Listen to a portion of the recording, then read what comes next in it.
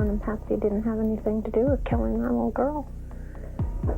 And if they did, if it's proven that they did, I'll never trust anybody the rest of my life because I never seen anything but a loving, kind, wonderful family. I think that maybe Patsy had multiple personalities.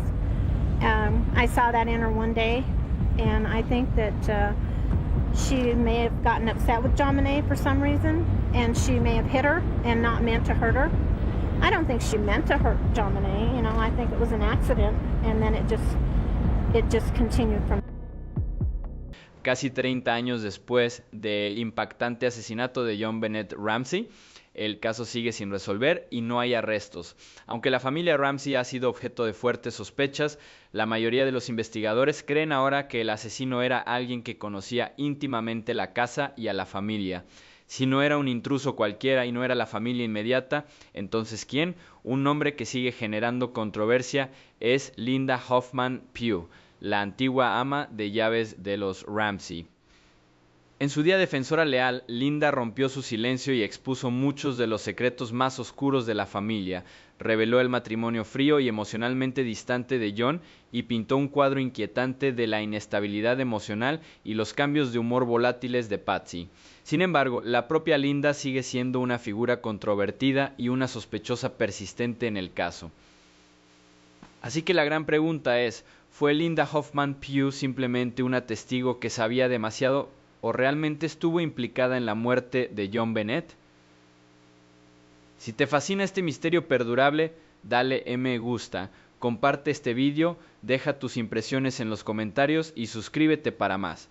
Vamos a profundizar en la historia de hoy.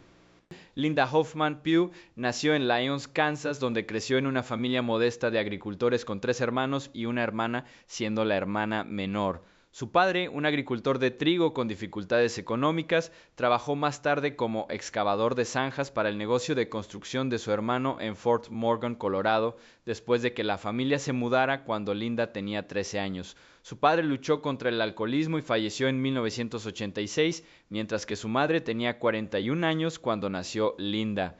Linda abandonó la escuela a los 15 años y más tarde se casó, dando a luz a 5 hijos antes de divorciarse. Finalmente se volvió a casar con Mervyn Pugh, quien tenía antecedentes penales menores relacionados con robo y fraude de cheques. Juntos criaron a 6 hijos, incluida su hija de 13 años, Ariana, en 1996, y Linda se convirtió en abuela de 10 hijos. Vivían en Fort Lupton, Colorado. Profesionalmente, Linda trabajó como empleada doméstica, inicialmente empleada por Mary Maids, una agencia de limpieza confianza, antes de aceptar clientes privados. También complementaba sus ingresos repartiendo periódicos para el Greeley Tribune junto a su familia. Conocida por su dedicación, Linda gestionaba un horario exigente, compaginando sus trabajos de limpieza con las responsabilidades familiares. Se enorgullecía de su trabajo, atendiendo a clientes como la esposa de un médico y un abogado en la zona de Greeley, donde se valoraba su fiabilidad y minuciosidad.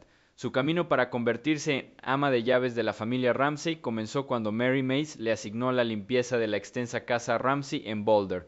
Al principio trabajó en un equipo de 4 personas encargado de gestionar el mantenimiento de la gran casa. Los Ramsey, impresionados por la dedicación y minuciosidad de Linda, notaron su ética de trabajo durante estas visitas. Patsy Ramsey en particular valoraba la fiabilidad de Linda y el cuidado que ponía en sus tareas, que iban desde limpiar hasta organizar los objetos del hogar. Tras un breve periodo con Mary Maids, Patsy Ramsey se acercó a Linda ofreciéndole trabajar directamente para la familia como su ama de llaves privada. A finales de 1995, Linda pasó de la agencia a un puesto a tiempo completo con los Ramsey, aceptando trabajar 3 días a la semana. En la casa a menudo se encargaba de tareas generales de limpieza, asegurándose de que la casa permaneciera ordenada a pesar del ajetreado estilo de vida de la familia. Esto incluía aspirar, quitar el polvo y limpiar superficies por toda la gran residencia, a menudo ocupándose de zonas desordenadas como la cocina, donde solía limpiar encimeras cubiertas de mantequilla de cacahuete o derramar Ovaltine. La colada era una parte importante de sus tareas, ya que gestionaba la ropa familiar, especialmente organizando el extenso armario de vestidos de concurso, cuellos altos y accesorios de JonBenét que se ordenaban meticulosamente en cajones. Linda también se encargaba de las pertenencias dispersas de los niños, recogiendo calcetines, zapatos, juguetes y libros que JonBenét y su hermano Burke habían dejado. Su trabajo le proporcionó un conocimiento íntimo de los horarios de la familia Ramsey, sus hábitos diarios y, lo más importante, de la distribución y estructura de la casa mientras recorría cada habitación y área de almacenamiento mientras realizaba sus tareas. Más allá de la limpieza rutinaria, Linda asumió tareas adicionales para cubrir las necesidades del hogar. Ocasionalmente llevaba a John Benet a clases de baile u otras actividades extraescolares cuando Patsy no estaba disponible, asegurándose de que se cumplieran los horarios de los niños. Linda también colaboró en proyectos especiales como ayudar a preparar la fiesta de Navidad familiar en diciembre de 1996, organizando decoraciones y apoyando a Patsy con la logística del evento. Durante las vacaciones de Acción de Gracias de 1996, coordinó con su marido Mervyn, su hija Ayanna y otros miembros de la familia para recuperar árboles de Navidad del sótano y colocarlos en varias habitaciones. Además, Linda gestionaba objetos específicos como mover la caja de pintura de Patsy al sótano o esconder el cuchillo de Burke en un armario para evitar que tallara virutas de madera por la casa. Su trabajo requería adaptabilidad, ya que equilibraba las peticiones de Patsy con las exigencias de mantener un hogar ocupado, todo ello mientras adquiría un profundo entendimiento de las rutinas familiares y los detalles intrincados de su hogar. Su camino para convertirse en ama de llaves de la familia Ramsey comenzó cuando Mary Mays le asignó la limpieza de la extensa casa Ramsey en Boulder. Al principio trabajó en un equipo de 4 personas encargado de gestionar el mantenimiento de la gran casa. Los Ramsey, impresionados por la dedicación y minuciosidad de Linda, notaron su ética de trabajo durante estas visitas. Patsy Ramsey, en particular, valoraba la fiabilidad de Linda y el cuidado que ponía en sus tareas, que iban desde limpiar hasta organizar los objetos del hogar. Tras un breve periodo con Mary Mays, Patsy Ramsey se acercó a Linda ofreciéndole trabajar directamente para la familia como su ama de llaves privada. A finales de 1995, Linda pasó de la agencia a un puesto a tiempo completo con los Ramsey, aceptando trabajar 3 días a la semana. En cuanto a los propios Ramsey, describió a Patsy como una mujer que podía ser amable y considerada, y a menudo se esforzaba por asegurarse de que Linda se sintiera valorada, como dándole una prima navideña de $300 en octubre de 1996. Sin embargo, Linda también observó un lado volátil de Patsy, caracterizándola como errática y posiblemente bipolar en su testimonio ante el gran jurado de 1999. Los estados de ánimo de Patsy podían variar drásticamente. Un momento era cálida y cautivadora, al siguiente irritable y aguda, especialmente cuando se trataba con la enuresis o la rebeldía de John Benet. Linda recordó un incidente concreto en la fiesta de Navidad de los Ramsey el 23 de diciembre de 1996, cuando Patsy se mostró visiblemente frustrada con John Benet por su negativa a llevar un vestido en particular, alzando la voz de una manera poco habitual en un entorno tan público. La creencia de Patsy en los milagros influyó aún más en la percepción que Linda tenía de ella. Relató cómo Patsy atribuyó su recuperación del cáncer de ovario en estadio 4 a las oraciones de los miembros de la iglesia y afirmó que el espíritu de la hija fallecida de John de un matrimonio anterior apareció en un sueño para guiarla en su recuperación. Esta mezcla de calidez, volatilidad y misticismo moldeó la percepción que tenía Linda de Patsy como una mujer al borde de la estabilidad emocional. Las observaciones de Linda sobre la relación de Patsy con John Ramsey revelaron un matrimonio marcado por la distancia emocional. Comentó que durante su tiempo trabajando para la familia nunca vio a John y Patsy mostrar afecto físico, ni abrazos, ni cogerse de la mano, ni besos, ni siquiera términos cariñosos. Sus interacciones se sentían frías y tensas, como si simplemente coexistieran por el bien de sus hijos. Patsy le confesó a Linda su incomodidad con la intimidad, especialmente con el método oral, describiendo el olor corporal de John como salado y agrio y admitiendo que se atragantaba solo de pensarlo. En un momento sincero, Patsy le preguntó a Linda cómo superar ese rechazo, a lo que Linda sugirió pensarlo como un acto de amor. Linda también fue testigo del sufrimiento de Patsy después de que John la reprendiera por ser una mala ama de casa y cocinera, una discusión que dejó a Patsy llorando toda la noche. Linda sospechaba que la ira de John provenía más de una frustración sensible que de carencias domésticas, una teoría basada en las propias confesiones de Patsy sobre su tensa relación física. Esta falta de calidez y apoyo mutuo, en opinión de Linda, subrayaba un matrimonio disfuncional que aumentaba la carga emocional de Patsy. En el contexto del asesinato de John Benet, Linda creía firmemente que Patsy era la responsable, aunque insistía en que el asesinato fue no intencionado. argumentó que el conocimiento de Patsy sobre la casa la convertía en la única culpable plausible. Por ejemplo, Linda señaló una navaja suiza roja perteneciente a Burke, que había confiscado y escondido en un alféizar cerca de la habitación de John Benet en noviembre de 1996. Este cuchillo fue encontrado más tarde cerca del cuerpo de John Benet y Linda afirmó que solo ella, Patsy y John conocían su ubicación. Otro detalle condenatorio era la ropa de Patsy. En la mañana del 26 de diciembre de 1996, cuando llegó la policía, Patsy seguía vestida con el conjunto rojo y negro de las festividades navideñas de la noche anterior. Linda encontró esto muy inusual para una mujer conocida por su apariencia meticulosa y sus frecuentes cambios de atuendo, lo que sugería que Patsy había pasado toda la noche preparando la escena del crimen.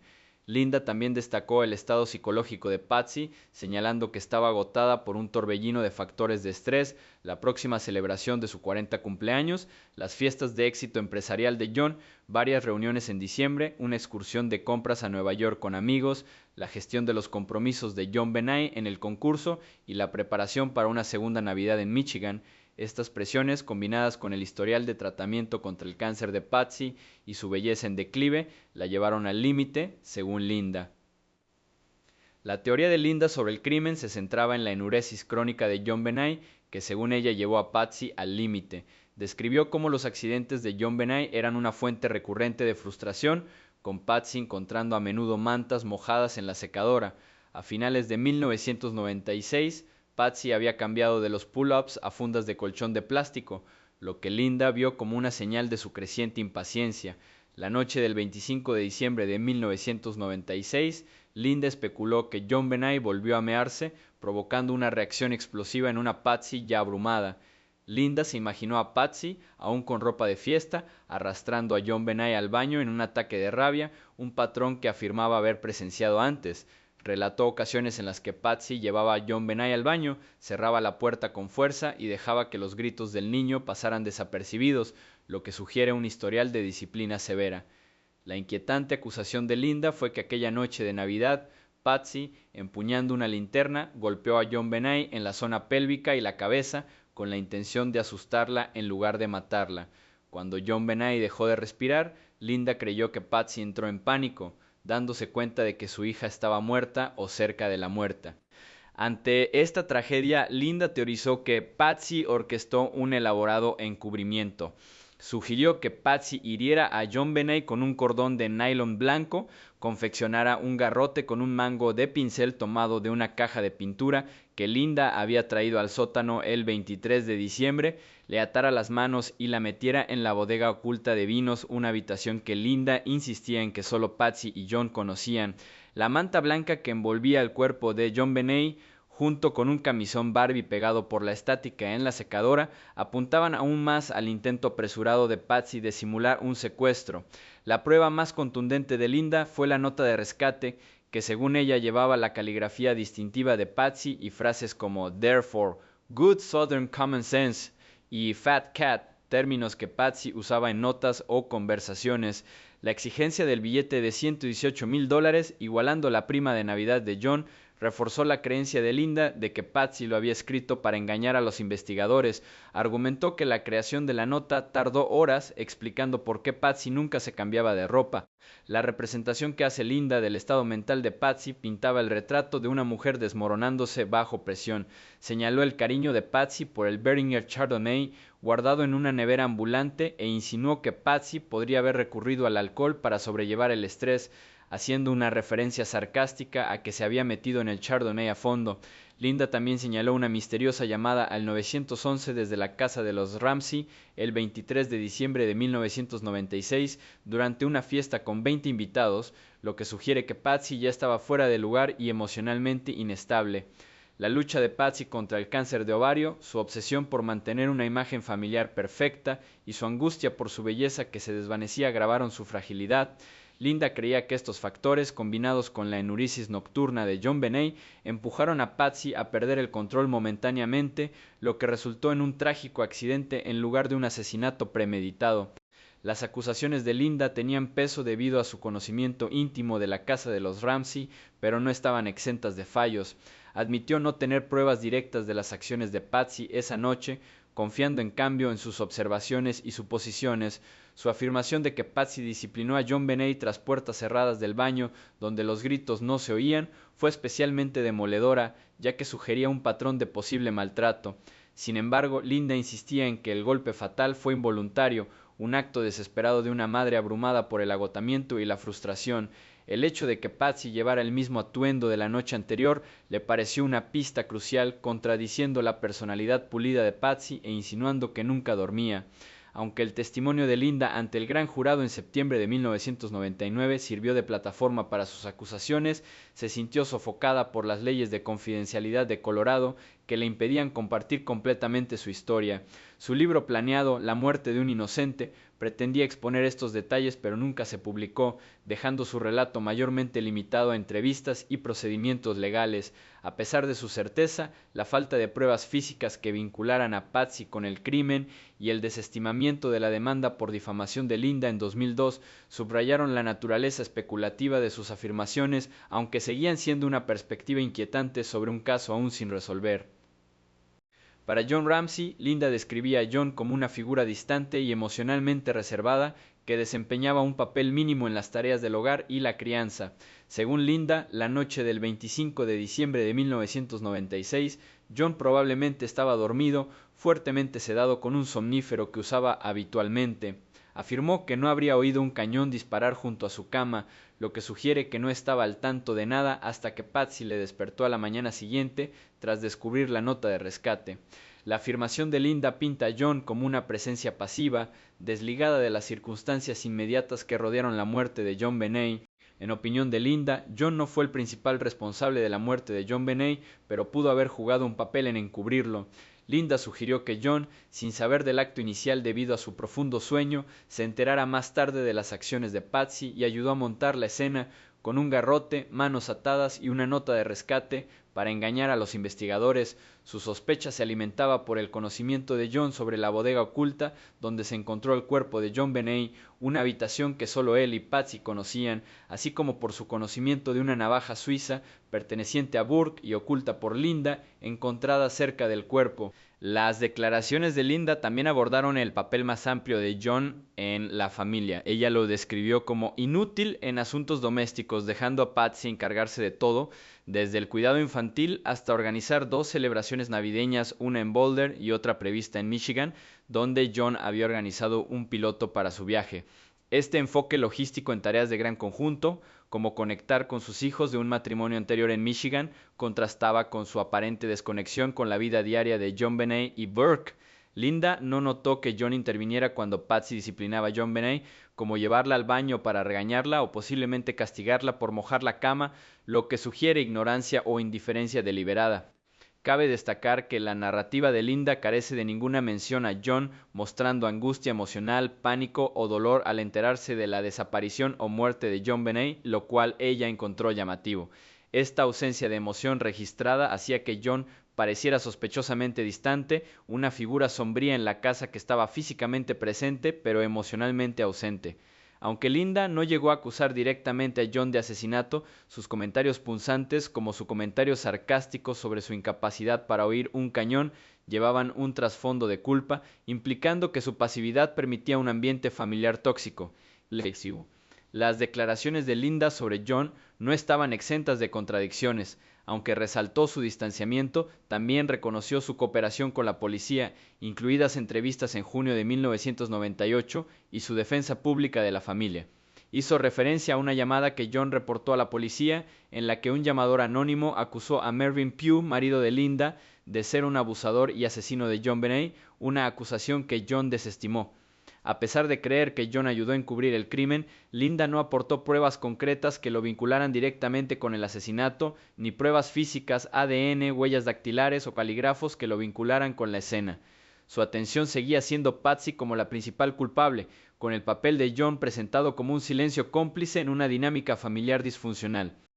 Para los niños, Linda describió a Burke, que tenía 9 años en el momento del asesinato de 1996, como un niño típico pero algo irresponsable que, al igual que su hermana JonBenét, a menudo dejaba zapatos, calcetines y juguetes esparcidos por todas partes, contribuyendo a un hogar desordenado. Linda observó la costumbre de Burke de tallar con una navaja suiza roja, lo que dejaba virutas de madera por todas partes, lo que la llevó a confiscarla en noviembre de 1996 y esconderla en la tapa de un armario cerca de la habitación de JonBenét. Este cuchillo apareció más tarde cerca del cuerpo de JonBenét en la bodega, un detalle que Linda destacó, afirmando que solo Patsy y John conocían su ubicación. No acusó directamente a Burke de implicación, probablemente debido a su corta edad y falta de un motivo claro, sino que usó el cuchillo para reforzar su teoría de que Patsy, o posiblemente John, era el culpable. Linda creía que Burke dormía en su habitación la noche del 25 de diciembre de 1996 sin que se registraran interacciones con JonBenét ni comportamientos inusuales. Mencionó que se esperaba que Burke se despertara temprano a la mañana siguiente para un viaje familiar planeado a Michigan, un detalle que Patsy gestionó, subrayando el papel de Burke como participante pasivo en los preparativos familiares. En cuanto a JonBenét, una niña de 6 años conocida por su participación en certámenes, Linda pintó el retrato de una niña animada y alegre que adoraba lucir sus vestidos y hablar de sus concursos de belleza. Describió a JonBenét como a veces terca, insistiendo en tareas como ponerse los zapatos o abrir la puerta a los invitados en una fiesta de Navidad el 23 de diciembre de 1996. Pero también recordaba el entusiasmo de JonBenét por lucir sus vestidos y compartir historias sobre sus competiciones, a menudo con un encanto juguetón. Una vez, mientras veía la tele en la habitación de sus padres, JonBenét colocó una corona en la cabeza de Linda, un momento ligero que resaltaba su humor infantil y su calidez. Linda cuidaba de JonBenét como a su propia hija, atendiendo sus necesidades diarias, desde limpiar después de ella hasta llevarla ocasionalmente a clases de baile. Las declaraciones de Linda sobre el papel de JonBenét en el caso enfatizaban su vulnerabilidad dentro de una dinámica familiar tensa. Describió a JonBenét como un reto, lo que sugiere que podría ser un reto para una Patsy agotada, que estaba compaginando los preparativos navideños, su 40 cumpleaños y la recuperación de un cáncer de ovario. Linda observó la vida de JonBenét en los concursos de belleza, recordando cómo Patsy una vez la hizo dormir con rulos para mantener el pelo perfecto, una práctica que Linda cuestionó como inadecuada para una niña. A pesar de ello, interpretó a JonBenét como entrañable, llegando a colocar una corona de concurso en la cabeza de Linda mientras veía la televisión. La narrativa de Linda sugería que JonBenét vivía bajo presión para cumplir con las expectativas de su madre, equilibrando la normalidad infantil con las exigencias de los certámenes. No observó interacciones específicas entre JonBenét y Burke, ni entre JonBenét y John, lo que reforzó su enfoque en el papel dominante de Patsy en la vida del niño. El relato de Linda sobre la escena del crimen incluía detalles vívidos. Insistió en que la oscuridad de la bodega significaba que solo Patsy o John podían haberla elegido, descartando un intruso. Sin embargo, las afirmaciones de Linda carecían de corroboración, ya que el ADN bajo las uñas de JonBenét y en su ropa interior no coincidía con ningún familiar ni con Linda, y ninguna prueba física vinculaba a Burke con el crimen. La policía entrevistó a Burke, pero lo descartó como sospechoso debido a su edad y falta de pruebas. El foco de Linda seguía siendo Patsy, con el cuchillo de Burke como un detalle clave para implicarla a ella, no a él, mientras que la enuresis nocturna de JonBenét y las presiones en el concurso enmarcaron el trágico catalizador de su muerte. Las declaraciones de Linda Hoffman Pugh, la ama de llaves de la familia Ramsey de 1995 a 1996, pueden yuxtaponerse con las de personas que trabajaron previamente en la casa de los Ramsey, en este caso Linda Wilcox, que trabajó como ama de llaves desde marzo de 1993 hasta el 4 de septiembre de 1995. Wilcox, contratada a través de su amiga Suzanne Savage, niñera de los Ramsey, trabajó aproximadamente 2 años y medio, ayudando inicialmente a Savage con las tareas de limpieza antes de asumir el puesto a tiempo completo. Pagaba alrededor de $50 por un turno mínimo de 6 horas. Wilcox se marchó por compensación insuficiente y conflictos de agenda, ya que podía ganar más trabajando para otros clientes. Su etapa coincidió con acontecimientos significativos en la familia Ramsey, incluyendo el tratamiento contra el cáncer de Patsy y los primeros años de vida de JonBenét. Entrevistado por la policía de Boulder en febrero de 1997, Wilcox ofreció información sobre la dinámica familiar, el entorno familiar y detalles específicos sobre la casa de los Ramsey, que ofrecen puntos de comparación y contraste con los relatos de Hoffman Pugh. aunque las declaraciones de ambas mujeres coinciden con ciertas observaciones sobre las relaciones interpersonales de la familia Ramsey y la enuresis nocturna de JonBenét difieren en su enfoque, tono y anécdotas específicas, reflejando sus diferentes roles y periodos en el hogar. Tanto Linda Wilcox como Linda Hoffman Pugh describieron al hogar Ramsey como emocionalmente distante, especialmente en la relación entre John y Patsy Ramsey. Wilcox describió sus interacciones como formales, comparándolos con socios comerciales divorciados amistosamente en lugar de una pareja casada, señalando la falta de afecto o calidez. Observó que Patsy actuaba más como la secretaria de John que como su esposa, un sentimiento que refleja la descripción de Hoffman Pugh sobre su matrimonio frío e incómodo, carente de intimidad física o verbal. El relato de Wilcox sobre la limpieza del dormitorio de los Ramsey lo respalda, ya que no encontró señales de una vida matrimonial vibrante como notas afectuosas o espacios personales compartidos, lo que coincide con la afirmación de Hoffman Pugh de que Patsy le confesó que no le gustaba la intimidad con John. Sin embargo, la perspectiva de Wilcox es menos acusatoria, centrándose en la naturaleza profesional de su relación, en lugar de especular sobre su impacto en el caso de asesinato, a diferencia de Hoffman Pugh, que utilizó el tenso matrimonio para reforzar su teoría sobre la culpabilidad de Patsy. En cuanto a la enuresis nocturna de JonBenét, ambas amas de llaves confirmaron que era un problema recurrente, pero sus relatos difieren en alcance y énfasis. Wilcox señaló que tanto JonBenét como Burke se mojaron en la cama durante su tiempo en la casa, con JonBenét llevando pañales de entrenamiento al menos hasta los 4 años y Burke hasta los 6.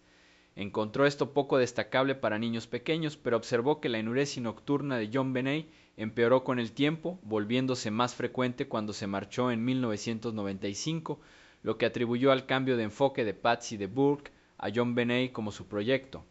Esto coincide con el énfasis de Hoffman Pugh en la enuresis crónica de JonBenét como fuente de la frustración de Patsy, aunque Wilcox no lo relaciona directamente con el asesinato.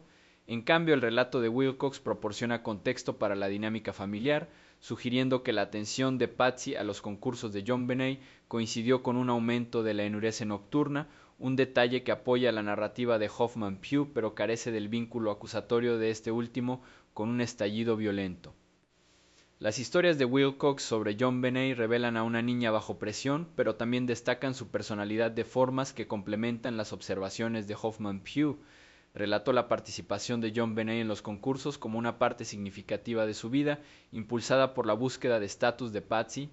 Una anécdota conmovedora involucraba a JonBenét, con 4 años, rechazando ir a McDonald's porque comer McDonald's te engorda, un comentario que Wilcox atribuyó a la influencia de Patsy, reflejando la presión sobre JonBenét para mantener una imagen perfecta. Esto refleja la descripción que hace Hoffman Pugh de JonBenét como una niña obsesionada con los concursos bajo el estricto control de Patsy, como dormir con rodillos de pelo. Sin embargo, Wilcox también compartió momentos del encanto de JonBenét, como cuando modeló un vestido de Pascua de $90 o se declaró a sí misma una bruja buena y sexy con un disfraz de Halloween de 1994, una frase inspirada por Patsy. Estas historias coinciden con la representación que hace Hoffman Pugh de JonBenét como una niña vivaz y entrañable, pero carecen del enfoque en ella como víctima de la ira de Patsy y en cambio enfatizan el entorno familiar más amplio. La interpretación de Burke Ramsey por Wilcox comparte similitudes con la de Hoffman Pugh, pero es menos detallada. Wilcox describió a Brooke como un niño típico que vivía en su propio mundo, centrado en amigos y pijamadas, y que, como JonBenét, estaba mimado y dejaba juguetes y ropa esparcidos. Ella observó su enuresis, que cesó cuando Patsy centró su atención en JonBenét, un detalle que coincide con la observación de Hoffman Pugh sobre la desorden de ambos niños, pero que añade un ángulo psicológico ausente en el relato de Hoffman Pugh. Wilcox también mencionó el tallado de Brooke con una navaja suiza, aunque no lo relacionó con la escena del crimen, a diferencia de Hoffman Pugh, quien destacó el hallazgo del cuchillo cerca del cuerpo de JonBenét como prueba que implicaba a Patsy. La falta de interacción de Wilcox con Brooke después de 1995 limita su relato y ella no especula sobre su papel en el asesinato, en contraste con el uso del cuchillo por parte de Hoffman Pugh para respaldar su teoría. Las anécdotas de Wilcox sobre la casa de los Ramsey aportan detalles únicos que corroboran y divergen de la narrativa de Hoffman Pugh. Una historia impactante involucró una inundación en la casa de los Ramsey durante el Día de Acción de Gracias de 1994, causada por un pintor, Jay, que dejó una ventana abierta, lo que permitió que el viento abriera un grifo de agua caliente. Wilcox pasó 12 horas limpiando los daños resultantes, notando la ira de John cuando regresó y se quedó en la bañera mojada para cerrar la ventana, a pesar de su estricta costumbre de no llevar zapatos en casa. Este incidente, ausente en el relato de Hoffman Pugh, subraya el temperamento y el autocontrol de John, alineándose con la visión que Hoffman Pugh tiene de él como emocionalmente contenido pero potencialmente volátil. Otra historia involucraba a John apagando la aspiradora de Wilcox sin decir palabra mientras ella limpiaba el dormitorio principal, molesto por el ruido, lo que respalda la representación de Hoffman Pugh de John como alguien fácilmente irritable y distante. El descubrimiento por parte de Wilcox de una caja fuerte en el suelo de la bodega que mostró a Patsy Nedra y Suzanne Savage añade una capa a la disposición de la casa que resuena con el énfasis de Hoffman Pugh en la oscuridad de la bodega. Wilcox describió la bodega como húmeda, mohosa y poco utilizada, corroborando la afirmación de Hoffman Pugh de que solo Patsy y John conocían su ubicación, aunque Wilcox no relacionó esto directamente con el asesinato. También señaló una gran fotografía de un portaaviones etiquetada como centro de entrenamiento de Subic Bay en el dormitorio de John, un detalle no mencionado por Hoffman Pugh que destaca la historia personal de John pero no está directamente relacionada con el crimen. De manera similar, la observación de Wilcox de un marco de collage con fotos de Beth, la hija fallecida de John, guardado en su baño, añade un detalle peculiar sobre su vida privada, ausente en las declaraciones de Hoffman Pugh, sugiriendo un vínculo emocional pero sin implicarlo directamente en el caso. El tono y la intención de las declaraciones de Wilcox difieren notablemente de las de Hoffman Pugh, mientras Hoffman Pugh fue franco y acusador, afirmando conocer la identidad del asesino y centrándose en la culpabilidad de Patsy. Wilcox expresó la intuición de que un desconocido no mató a ese niño basándose en la distribución de la casa y en la improbabilidad de que un intruso la navegara sin ser detectado. Los relatos de Wilcox son más observacionales, centrándose en la dinámica familiar y las peculiaridades del hogar, como el uso de biberón de John Benet a los 4 años o el cambio de perro Jax por enfermedad. Sus historias, como el incidente del McDonald's o el disfraz de Halloween, revelan un hogar donde las ambiciones de Patsy moldearon la vida de John Benet, pero Wilcox no llega a construir una narrativa de asesinato. En contraste, la teoría detallada de Hoffman Pugh sobre las acciones de Patsy se basa en gran medida en la especulación, utilizando observaciones similares para construir un caso. Ambas empleadas de llaves fueron objeto de escrutinio por parte de la policía de Boulder, con Wilcox entrevistado en febrero de 1997 y proporcionando huellas de palma pero no muestras de cabello ni de caligrafía. Su cooperación y disposición a compartir detalles contrastan con la frustración de Hoffman Pugh por ser ignorado por las autoridades, aunque ambos consideraban que los Ramsey eran evasivos. El comentario de Wilcox de que la policía preguntó por qué los Ramsey no querían hablar coincide con la sensación de Hoffman Pugh de ser marginado, pero la postura menos confrontacional de Wilcox y su temprana salida del hogar antes del asesinato limitan sus acusaciones.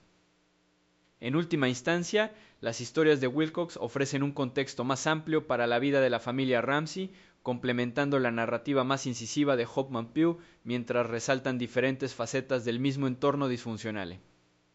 Afirmando que su hija apareció en sitios web ilícitos, llamando a su marido depredador o a Irwin el abusador, porque el marido de Linda pudo haber vendido fotos de su propia hija por dinero, lo que sugiere, incluso sin pruebas, que la desesperación se había convertido en algo criminal. Estas acusaciones, aunque finalmente desacreditadas, no solo vivieron en los foros, se filtraron en la vida real de Linda, a su intimidad, en su reputación. La policía de Fort Lupton abrió una investigación de 6 semanas sobre su familia basándose en esos rumores. La FBI se involucró, incluso Lou Smith, el antiguo investigador principal del caso Ramsey, lo miró 2 veces. Al final, no pasó nada, no hay arrestos, sin cargos, solo más silencio. Pero para entonces el daño ya se había filtrado, no legalmente, psicológicamente. Bajo ese tipo de escrutinio público, financiero o emocional, no es difícil imaginar cómo Linda se habría sentido acorralada, traicionada por las personas a las que una vez sirvió, explotada por desconocidos que nunca había conocido.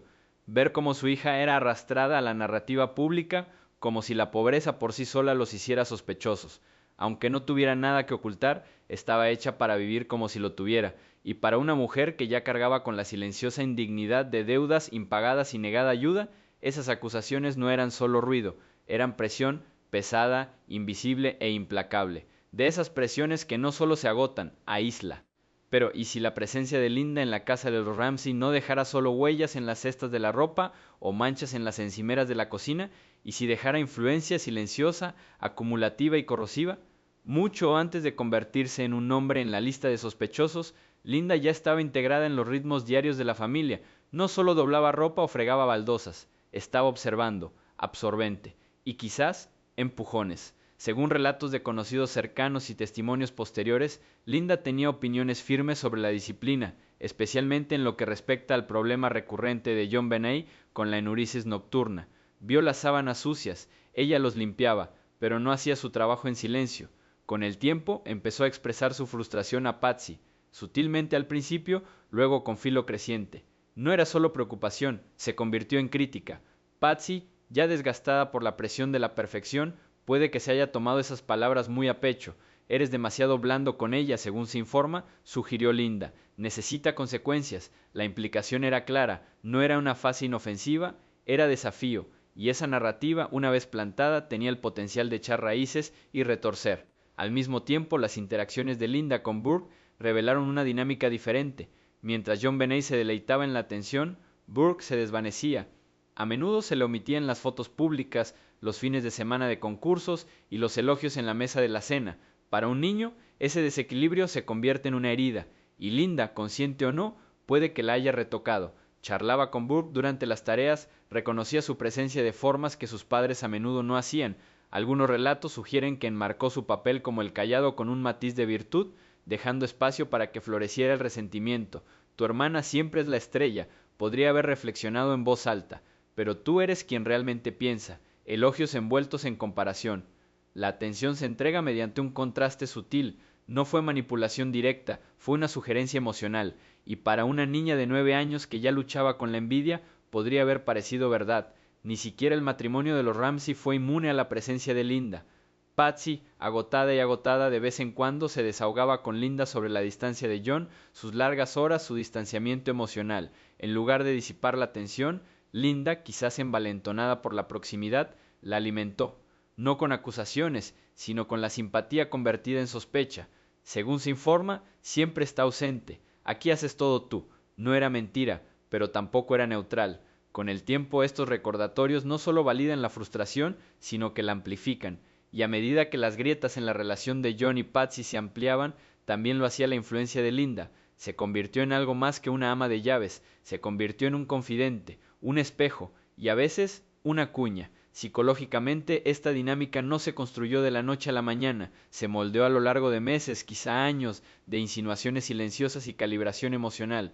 Patsy, luchando contra la enfermedad y las expectativas invisibles de una madre de certamen, llegó a depender de Linda de formas que difuminaban las líneas entre empleadora y confidente, y cuando los límites se difuminan, la influencia crece, no por órdenes, por proximidad, a través de la disponibilidad, a través de la sutil seguridad de que alguien ve por lo que estás pasando y que lo entiende. De este modo, Linda no necesitaba alzar la voz para moldear la casa en la que trabajaba, solo necesitaba estar presente, ser constante y paciente. Pero la influencia por sí sola rara vez es suficiente. Para que alguien pueda moldear o distorsionar narrativas, necesita algo más que proximidad, necesitan incentivos, y en el caso de Linda Hoffman Pugh, ese incentivo pudo haber sido complejo, no evidente, pero muy real. A simple vista no era solo una empleada doméstica. Con el tiempo se había convertido en una presencia emocional en la casa de los Ramsey, presente en momentos vulnerables, al tanto de secretos que rara vez se compartían más allá de las paredes de los dormitorios. En ese papel hay una especie de poder silencioso, una sensación de estatus de insider, y para alguien fuera del apellido familiar esa sensación de control puede llegar a ser embriagadora. Es sutil, pero importa, saber cuándo se fue John, cuando Patsy lloraba, lo que hizo que Burke explotara. Ese tipo de acceso genera una sensación de influencia, una creencia de que ella también importaba en el ecosistema de la casa Ramsey, no solo como limpiadora, sino como testigo, poseedora de verdades. Y a veces, ser portador de la verdad te tienta a convertirte en quien cuenta tu propia versión de ella. Algunos creen que Linda podría haber querido algo más que un simple reconocimiento, que su conocimiento no era solo una carga, era una mercancía. Hubo rumores nunca del todo probados de que ella intentaba aprovechar su proximidad al crimen, que quizá tenía la intención de escribir un libro, una investigación, unas memorias, una revelación de todo, pero la ley de Colorado lo hizo difícil. Según las leyes del estado, cualquier beneficio derivado de discutir un caso penal activo en el que uno pueda estar involucrado podría desencadenar un escrutinio legal, especialmente si esa persona hubiera sido una persona de interés. Aún así, la intención, la ambición, quizá ya habían echado raíces. Aunque la ley se interpusiera en el camino, la motivación, la idea de convertir el trauma en narrativa y la narrativa en dinero, ya había cobrado vida. Luego estaban las acusaciones que dolían más profundo. Afirmaciones circulaban en foros como Webb's News y que repetían figuras como Jameson, que Linda había vendido fotografías a tabloides, que utilizó su conocimiento interno no solo para ayudar a los investigadores, sino también para alimentar titulares. La mayoría de estas acusaciones no estaban fundamentadas, pero la mera existencia de ellas pintaba un retrato preocupante, una mujer potencialmente dispuesta a intercambiar fragmentos de la tragedia de un niño por un beneficio económico. Si lo hacía o no, se volvió menos importante que la percepción de que podría hacerlo. Y una vez que esa percepción se apodera, especialmente en un caso tan público, tan dolorosamente diseccionado, es difícil recuperarla. Psicológicamente plantea una posibilidad escalofriante, que para Linda, la verdad fuera lo que fuera, nunca se trataba solo de justicia, se trataba de posicionamiento. Si no podía ascender dentro de la familia, quizá podría ascender fuera de ella, no como un sirviente silencioso, sino como una voz, un personaje, alguien que importara en la narración. En un mundo donde estar cerca de la tragedia otorga notoriedad instantánea, especialmente cuando la tragedia implica belleza, riqueza y un niño asesinado, la proximidad se convierte en moneda de intercambio, y quizá Linda lo entendía demasiado bien. Al final, Linda Hoffman Pugh no solo formaba parte del paisaje de la casa de los Ramsey, sino que estaba incrustada en su tela. Sus huellas no estaban en el cuerpo, pero su presencia permanecía en las habitaciones, en las rutinas, en la confianza que le daban y quizá en las grietas que ayudaba a ensancharse.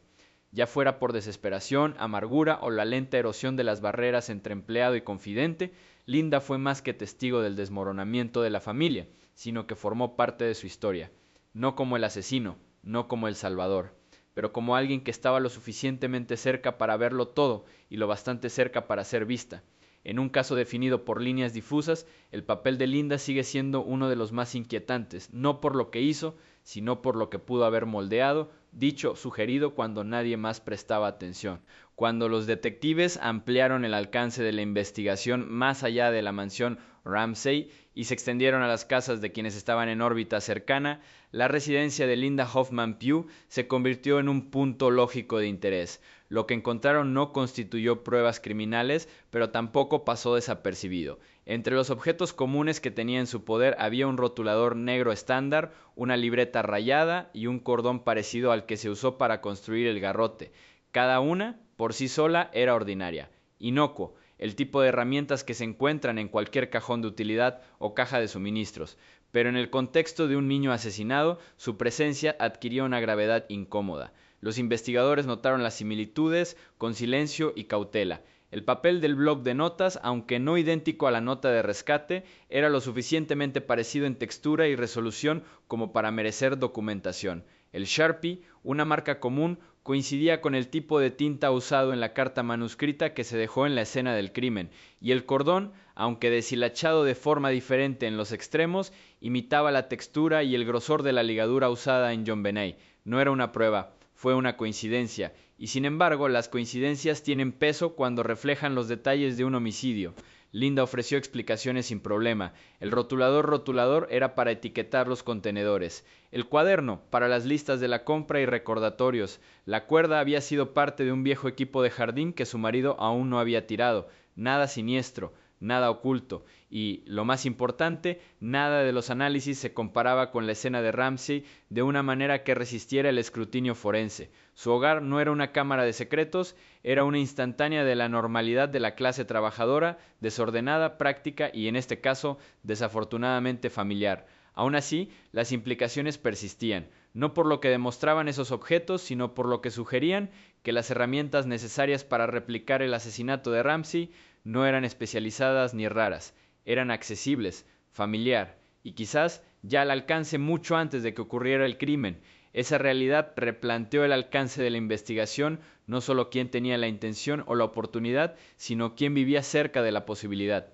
Para Linda, esos objetos pasaron a formar parte de la narrativa no porque la incriminaran, sino porque subrayaban lo delgada que era la barrera entre la inocencia y la sospecha. El límite no estaba marcado por armas ni confesiones, sino por rotuladores y cuerda, y en un caso donde nada parecía aleatorio, incluso lo mundano se volvía amenazante. Entre los muchos detalles preocupantes del caso JonBenét Ramsey, pocos fueron tan silenciosamente condenatorios como el conocimiento de lo que pertenecía a cada lugar, no solo dentro de los cajones, sino dentro de la rutina. Linda Hoffman Pugh no solo cruzó el umbral de Ramsey con las llaves en mano, entró con una comprensión de su mundo interior, y dentro de ese entendimiento residía el acceso, familiaridad, de esos que convierten objetos domésticos ordinarios en instrumentos de sospecha. Toma la navaja suiza roja. Según el relato de Linda, estaba guardado en un armario cerca de la habitación de JonBenét, un lugar escondido que, según su testimonio, solo ella y Patsy conocían. Sin embargo, tras el asesinato, ese cuchillo no estaba en su lugar habitual. Fue hallado fuera de contexto, colocado sobre una mesa en el mismo sótano donde se encontró el cuerpo de JonBenét, no ensangrentado, no rota, pero presente, y su función, capaz de cortar cinta, recortar cuerdas, tallar madera, encajaba discretamente con las necesidades de alguien que construye un garrote o simula un delito. Luego estaba el pincel, no cualquier pincel, sino uno sacado del propio kit de arte de Patsy, rota, reutilizado, usado como mango del dispositivo del asesinato. Su origen no estaba en duda, venía del hogar. Pero, de nuevo, no se guardaba abiertamente, se guardaba junto con otros materiales de arte en un contenedor específico que solo un puñado de personas tenía motivos para buscar. Linda, por su propio papel, sabía dónde estaba. Ordenó el espacio, ella limpió alrededor. Una vez le entregó pinceles a Patsy, sabía cuáles eran viejos y cuáles tenían los extremos rotos. Ese tipo de conciencia casual en el vacío no significa nada. En un caso de asesinato se convierte en una posible perspectiva o implicación. No se encontraron huellas dactilares de Linda en ninguno de los dos objetos. No hay rastro que la vinculara directamente con su uso, pero su conocimiento de ellos, tranquilo, rutinario, poco destacable antes del crimen, de repente pasó a formar parte del expediente, porque quien las usó no las trajo, fueron seleccionados, consultados, reunidos, y eso requiere no solo acceso, sino familiaridad. No improvisas con herramientas que no sabías que existían. No rompes un pincel en la oscuridad a menos que sepas dónde encontrarlo a la luz. Es esta capa de conocimiento, no el motivo ni la oportunidad, lo que hace que la presencia de Linda sea difícil de descartar por completo. No solo limpió alrededor de las herramientas que luego se usaron en el asesinato, sabía que estaban allí, y en un caso sin señales de entrada forzada, con la escenografía apuntando hacia adentro, ese tipo de inventario silencioso importa, porque en una casa llena de pistas, los detalles más mortales podrían haber estado ocultos a plena vista, justo donde alguien como Linda habría sabido que debía mirar. Linda Hoffman Pugh no solo limpió la casa de los Ramsey, se movía por él como alguien que sabe dónde pertenece todo, donde las cosas estaban ocultas, donde vivían los hábitos. Como ama de llaves de la familia durante más de un año antes del asesinato de JonBenét, conocía sus rutinas mejor que la mayoría de sus amigos, y esa familiaridad, antes inocente, fue cambiando poco a poco en el ojo público después del 26 de diciembre, cuando la pregunta no era solo quién pudo haber hecho esto, sino quién tenía acceso para hacerlo. Los propios Ramsey ofrecieron el nombre de Linda a los investigadores desde el principio, no porque tuviera antecedentes penales, no porque la vieran cerca de la casa, pero porque esto no parecía un allanamiento aleatorio. El garrote, la nota escrita a mano, la navaja suiza roja usada para cortar la cinta, no se traían desde fuera, eran objetos del hogar. Linda sabía dónde estaba guardado el cuchillo, guardado en un armario cerca de la habitación de JonBenét. Según ella, solo ella y Patsy sabían que estaba allí, pero tras el asesinato apareció en una mesa cerca del cuerpo del niño. Ese detalle, más que nada, erosionó la teoría del intruso en algunas mentes, y aunque la letra de Linda no coincidía con la carta de rescate y su ADN no se encontró en la escena, la sospecha persistía no solo por lo que sabía, sino por cómo se sentía. La presión financiera no solo ensombreció la vida de Linda, sino que amenazó con derrumbarla. En los meses previos al crimen, le había pedido a Patsy que le prestara $2,000, no como un favor casual, como una súplica desesperada. Patsy dijo que no, y John Ramsey, que Linda supiera, nunca respondió a la petición. Al mismo tiempo, le habían pagado una prima navideña de $300, un gesto modesto, pero días después, cuando la nota de rescate exigía exactamente $118,000, la misma cantidad que el bono de Navidad de John, Linda se dio cuenta. Todos lo hicieron. Para algunos fue una casualidad, para otros era una escena, a alguien lo suficientemente cercano como para conocer las finanzas de John y lo bastante amargado como para usar ese conocimiento para manipular la sospecha, un pequeño extra, un préstamo rechazado, un niño encontrado muerto, uno a uno, esos hechos no sumaban culpabilidad, pero a un perfilador formado susurraban el motivo. Psicológicamente la posición de Linda era delicada, no era ni familia ni desconocida, era de confianza, pero era periférica. Por dentro, pero nunca completamente incluido, esa tensión puede apoderarse, especialmente cuando se combina con estrés financiero y una percepción de despido. Ver a una familia adinerada vivir en el lujo mientras sus propias facturas se acumulaban y su esfuerzo permanecía en gran medida invisible, pudo haber desgastado su psique, no lo suficiente para matar, pero quizá lo suficiente como para albergar resentimiento. La mente humana no siempre procesa la desigualdad con lógica, a veces convierte la injusticia en una historia, una justificación, una razón, y en entornos de silencio y división de clases, esa narrativa real o imaginada puede retorcerse en algo volátil, pero Linda no guardó silencio, como se mencionó antes. En entrevistas y testimonios posteriores, afirmó abiertamente creer que Patsy fue quien mató a JonBenét. Lo describió no como un asesinato, sino como un pánico, un accidente convertido en encubrimiento. Presentó una escena con un detalle escalofriante, un arrebato de rabia, una linterna en la cabeza, un garrote hecho de pincel y cuerda, todo para cubrir un momento que no se podía deshacer. Linda no dijo esto por malicia, lo dijo porque, en su opinión, era la única explicación que tenía sentido. Su teoría nunca fue demostrada, nunca fue aceptado formalmente, pero incluso algunos detectives admitieron, fuera de registro, que no carecía de mérito.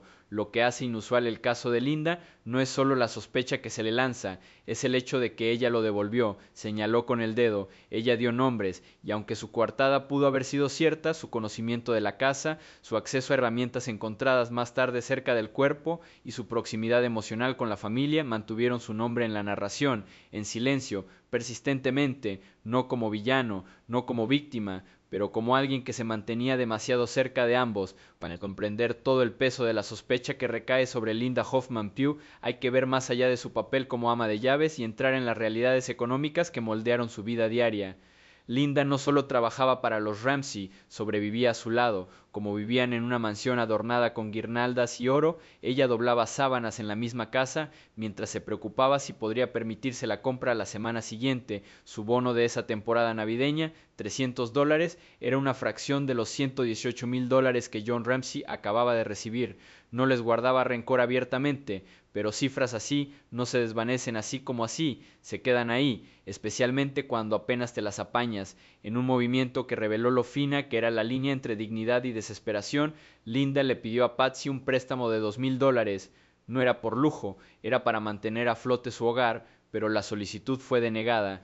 Patsy no lo denunció, no lo habló con John, y según lo que se sabe, el asunto terminó discretamente de su lado. Para Linda probablemente se pudrió, porque cuando sirves a una familia cuyo frigorífico está lleno de bandejas navideñas y agua embotellada francesa y vuelves a casa con facturas impagadas, la distancia entre habitaciones se convierte en un cañón. El rechazo no solo perjudicó económicamente, podría haber herido algo más profundo, el orgullo, la autoestima y las reglas tácitas de confianza que a menudo se forman entre el personal doméstico y sus empleadores, y esa fractura emocional se amplió cuando personas como Jameson, un detective aficionado con teclado y misión, empezaron a proyectar sombras sobre la familia de Linda.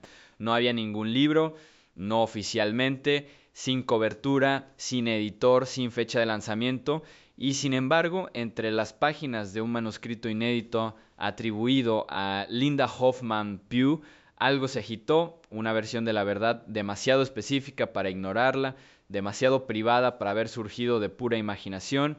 Los detalles no eran vagos, no eran especulativos, fueron quirúrgicos. Linda afirmó que John Benet no fue asesinado por un desconocido, sino que fue golpeado con un golpe contundente en la cabeza, infligido por una linterna. No es aleatorio ni accidental, deliberado. Luego vino el garrote, un mango de pincel, un trozo de cuerda, como si alguien hubiera intentado sobreescribir la causa original de la muerte, un encubrimiento, no un asesinato, un momento de rabia, seguido de cálculo, y eso era lo que más perturbaba a los investigadores, no la acusación, pero la precisión. Linda describió la escena del crimen con una precisión inquietante, dónde yacía el cuerpo, cómo se produjo la escena, qué objetos se usaron y por qué. Habló de la cinta, la ubicación de la manta, el silencio oculto en la habitación del sótano, y habló no como testigo, sino como alguien que reconstruye un momento desde dentro de los muros, desde dentro de la intención. No había pruebas forenses que vincularan a Linda con el asesinato, sin rastro físico, sin confesión, pero el libro, inacabado, sin imprimir, pero indudablemente detallado, planteaba una pregunta que los investigadores no podían disipar. ¿Cómo sabía todo eso? ¿Fue una deducción? ¿Era un cotilleo? ¿O era otra cosa? Porque si se equivocaba era una clase magistral de especulación informada, pero si tenía razón, si cada detalle que esbozaba coincidía con pruebas que no se habían hecho públicas, entonces Linda no solo estaba especulando, estaba reviviendo, contando, reconstruyendo algo que quizá había visto, sentido o conocido en silencio todo el tiempo, y esa quizás era la parte más inquietante, no lo que estaba escrito, pero lo que nunca se publicó. No era solo donde la encontraron, era cómo. John Benet no quedó a la vista, no la colocaron junto a las escaleras, ni posaron en pánico, estaba escondida, en la parte más alejada y fría de la casa, un espacio estrecho al fondo del sótano, detrás de una puerta de madera sin marcas, la bodega, una habitación que no aparecía en planos casuales, un lugar que no se descubría fácilmente a menos que ya supieras que existía. Y según todos los que vivían allí, solo John y Patsy sabían que existía, pero alguien más lo había encontrado, y la dejó allí, envuelta en una manta blanca familiar, con las muñecas atadas con cordón de nylon, una tira de cinta americana sobre la boca, un garrote hecho de pincel y cuerda aún alrededor de su cuello, ni un solo objeto rastreado hasta un extraño, todo en casa, doméstico, íntimo, desde dentro.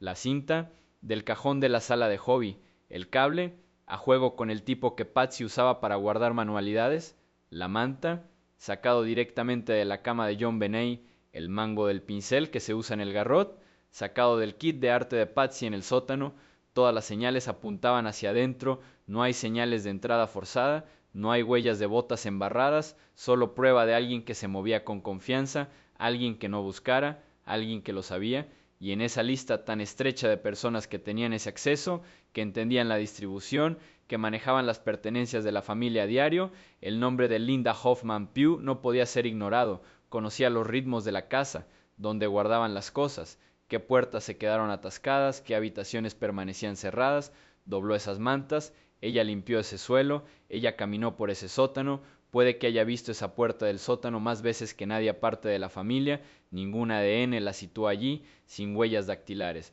Pero en un caso construido menos sobre la sangre y más sobre la presencia, la familiaridad de Linda con el entorno convirtió la proximidad en sospecha, porque quien haya hecho esto no acaba de matar a un niño, la ocultaban en un lugar que no estaba destinado a ser encontrado, y eso, más que nada, descartaba a los desconocidos. No fue un robo, era algo mucho peor, era alguien que ya estaba dentro. El asesinato de John Benet Ramsey no ocurrió en medio de una tormenta de caos, no fue imprudente, fue deliberado, frío, montado, y en esa puesta en escena había opciones: qué usar, qué escribir, dónde colocar el cuerpo, y ninguna de esas decisiones parecía aleatoria. Se sentían informados, como si alguien supiera qué dejar atrás y qué borrar, alguien que no estaba adivinando, alguien que entendía. Por eso la desconfianza nunca abandonó realmente a Linda Hoffman Pugh, no por pruebas que pudieran condenarla, no había ninguna, no porque se derrumbara bajo el interrogatorio, no lo hizo, sino porque Linda, más que la mayoría, existía en el espacio entre la familia y el personal, no solo presenció sus vidas, los apoyó, ella los atendió, los observaba y cuando las cosas se ponían tensas, era la única persona a la que Patsy se desahogaba, la única persona que pasó por puertas cerradas sin llamar, la única persona cuyas manos lo tocaban todo, pero cuya presencia rara vez dejaba rastro.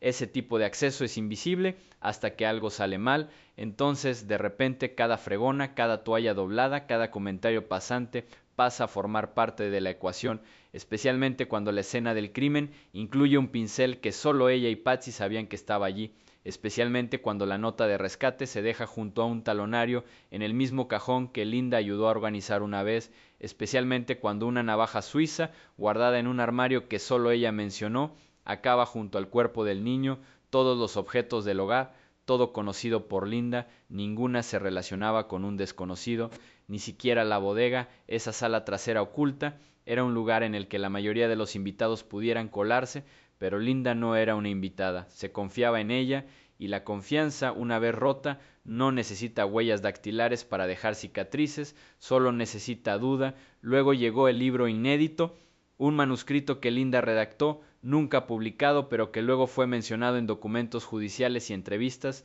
En él expuso una vívida teoría del asesinato, una linterna, un golpe en la cabeza, un garrote, pánico, escena. Cada elemento coincidía con especulaciones forenses que luego ofrecieron los detectives. Algunos decían que era intuitivo, otros no estaban tan seguros porque algunos de esos detalles nunca se habían hecho públicos. ¿Cómo lo sabía? Quizá lo adivinó, o quizá con el tiempo escuchó lo suficiente como para reconstruir el rompecabezas, pero algunos se preguntaban si el libro era más que teoría, si era catarsis o confesión por poder, una forma de culpar mientras revela indirectamente algo más profundo, no culpa, pero el conocimiento que solo un insider podría tener, y en un caso tan roto, ese conocimiento era suficiente para fracturarlo todo. Los defensores de Linda argumentan que fue considerada chivo expiatorio, una mujer de clase trabajadora a la sombra de una familia rica, atrapada en una tormenta de sospechas porque encajaba en la narrativa equivocada. No es bonito, no es poderosa, solo presentar, pero sus críticos, callados y persistentes, plantean otra pregunta: si realmente no tuvo una implicación más profunda, ¿por qué permaneció tan cerca del fuego? ¿Por qué escribir el libro? ¿Por qué salir en antena? ¿Por qué no desaparecer? Porque quizá, al final, Linda no intentaba esconderse, quizá intentaba importar, en una historia donde el poder pertenecía a los ricos y el foco a los muertos, quizá Linda también quería su lugar, no como villana, sino como la que lo sabía, el que intentó hablar, el que lo vio venir, y en ese esfuerzo dio voz a algo que ningún detective, ningún jurado y ninguna prueba podía concretar del todo, que a veces la persona que más sabe no es el asesino, simplemente son los que siempre escuchan. Casi 30 años después del impactante asesinato de John Bennett Ramsey, el caso sigue sin resolver y no hay arrestos. Aunque la familia Ramsey ha sido objeto de fuertes sospechas, la mayoría de los investigadores creen ahora que el asesino era alguien que conocía íntimamente la casa y a la familia. Si no era un intruso cualquiera y no era la familia inmediata, entonces ¿quién? Un nombre que sigue generando controversia es Linda Hoffman Pugh, la antigua ama de llaves de los Ramsey. En su día defensora leal, Linda rompió su silencio y expuso muchos de los secretos más oscuros de la familia, reveló el matrimonio frío y emocionalmente distante de John y pintó un cuadro inquietante de la inestabilidad emocional y los cambios de humor volátiles de Patsy. Sin embargo, la propia Linda sigue siendo una figura controvertida y una sospechosa persistente en el caso. Así que la gran pregunta es, ¿fue Linda Hoffman Pugh simplemente una testigo que sabía demasiado o realmente estuvo implicada en la muerte de John Bennett? Si te fascina este misterio perdurable, dale me gusta, comparte este vídeo, deja tus impresiones en los comentarios y suscríbete para más. Vamos a profundizar en la historia de hoy.